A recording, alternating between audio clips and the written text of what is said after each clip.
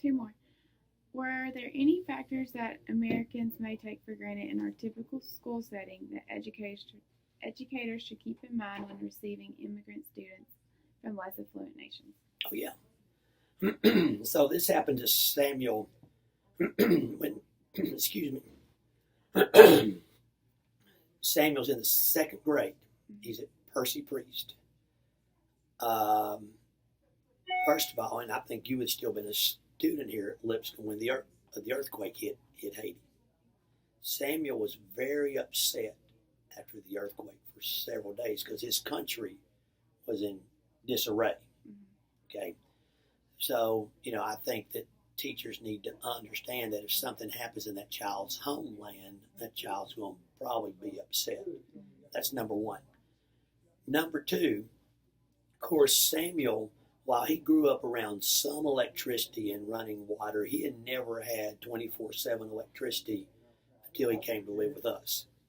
Okay, so one day at Percy Priest, they have a storm and the lights go out.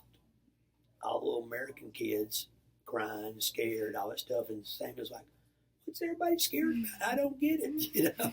In Haiti, we don't have lights all the time, like that. And so, that could be an example right there. Okay, last one. Would you share with me the greatest joy you have received from Samuel?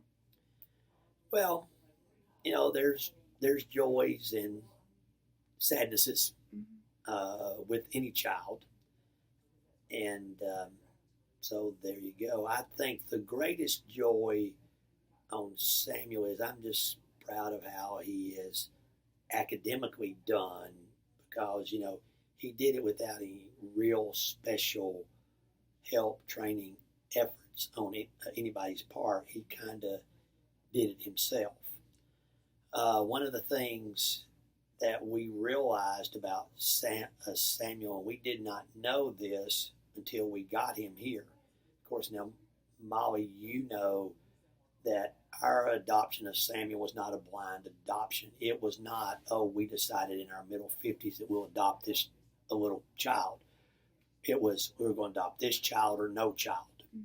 Okay, so that's kind of how it happened. And with our trips to Haiti, I would say we probably spent at least 5 weeks with Samuel because we would always get him from the orphanage and bring him to the hotel and stay with us and stuff so we get to know him better once we kind of decided that we were going to try to adopt. So, it was not a blind adoption, but this child had never shown any interest in athletics.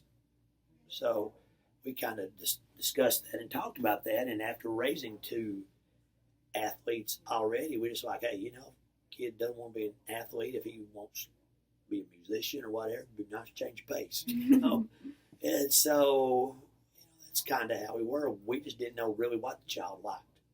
Well, little did we know how good of an athlete that he is. He's an excellent soccer player. And one of the things that interests me the most or surprises me the most is he's an excellent bowler. Okay. I remember you saying that. When we first got him, the AMF bowling lanes have a program in the summer where kids under 18 can bowl 2 games every day free. An adult can buy a pass to go with them all summer long and bowl 2 games for something like $40. So, I'd buy the pass and he and I would go bowl 2 games every day just because it was, number one, something to do. It got him doing something and around other people, learning new activities and so on. So the first summer, it was kind of about like what you expect. Here's this little kid that it's the best he can do to get the ball down the lane. Next summer, the kid starts breaking 100 regularly, and he's starting to creep up toward about 150-ish, which is about where I bowl. In the second summer, the kid beat me one game. You lucky little twerp. By about the third year, he's bowling close to 200, and since then, he has regularly bowled games in the 200s. His highest game ever is 257. He had 1 open frame. called all strikes at that one frame. That's unbelievable. So that's just kind of the deal right there. He loves soccer. I asked him one time, "What do you want to do?" And he goes, "I want to be a professional soccer player." I'm like, "Yeah. So what happened? What are you going to do if that doesn't work out?" "I'm going to be a professional bowler." Well, because of his size and stuff, I believe the professional bowling will happen before the soccer will. But it's just kind of fun to watch how that was something that he had no clue about, even that a game like that existed.